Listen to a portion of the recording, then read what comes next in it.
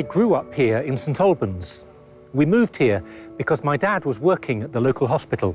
So hospitals and healthcare were part of everyday conversation in our family. And if you read the Gospels, you notice how much time Jesus gave to those who were sick.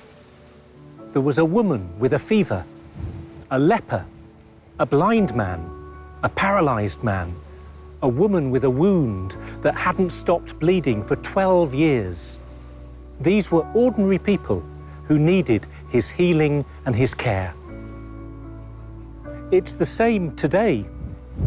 Sometimes people are healed of their sicknesses. It can happen in unexpected and even miraculous ways as an answer to prayer. More often, it comes about through our healthcare services and through the dedication of those who work within them. Modern medicine brings about its own miracles. But sometimes people have to carry the burden of sickness, and there is no cure. Jesus suffers with those who suffer, but he also wants to relieve their suffering through the kindness and compassion of those around them, family and friends, neighbours and carers, doctors, nurses, and other healthcare professionals. Christians have an extra incentive to care for the sick, because Jesus teaches that if we care for the sick, we are caring for him, and if we neglect the sick, we are neglecting him. It's no coincidence that the oldest hospital in London, St Bartholomew's, was founded 900 years ago by a Catholic monk after he made a vow to Christ. The healthcare tradition that many of us take for granted today has Christian foundations. One of the sacraments is called the anointing of the sick. In his New Testament letter, St James writes, "Is anyone among you sick? Let him call for the elders of the church and let them pray over him, anointing him with oil in the name of the Lord." And today, a Catholic priest will anoint those who are very sick or close to death, using olive oil that has been specially blessed by a bishop.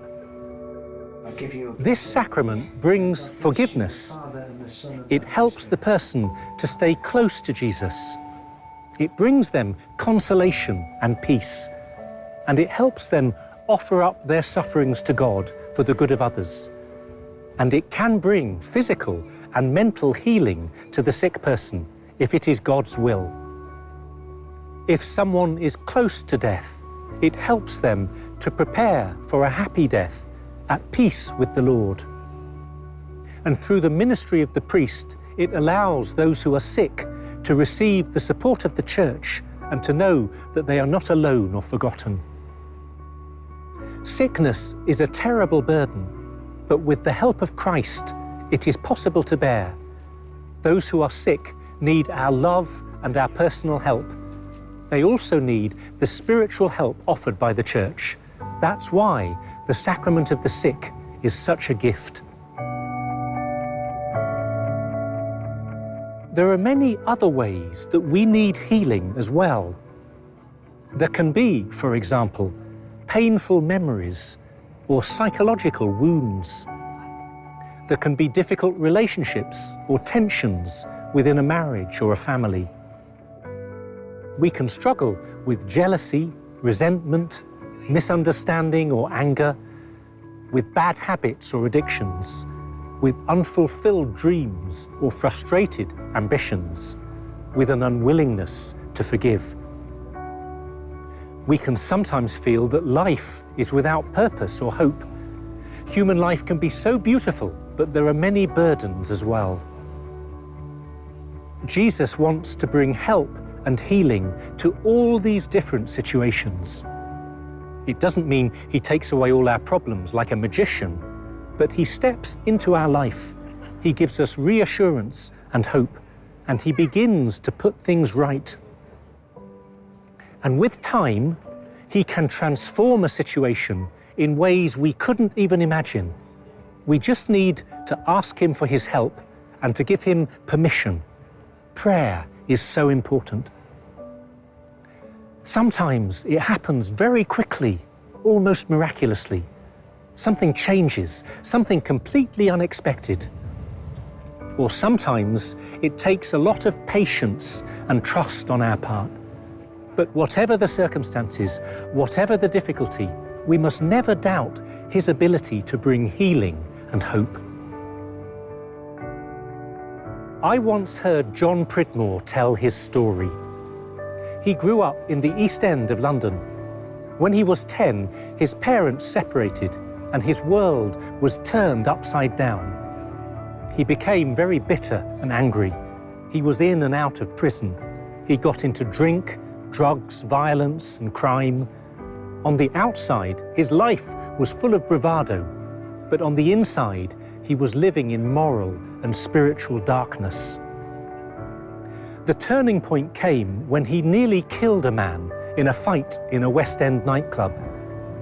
He was so frightened by the person he had become that he cried out to God in prayer. This is how he described that moment. As I said that prayer, the emptiness within my heart was filled with the love of God. I could not believe God could love someone like me with all the terrible things I had done, but he showed me that he loved me and accepted me. Throughout my life, I had felt useless. It didn't matter if I lived or died, but God showed me that it did matter because he loved me and created me. Soon after, John went to confession and found a peace and a healing that he had never known before. Jesus offers the same peace and healing to each one of us, even if our stories are not as dramatic as John's.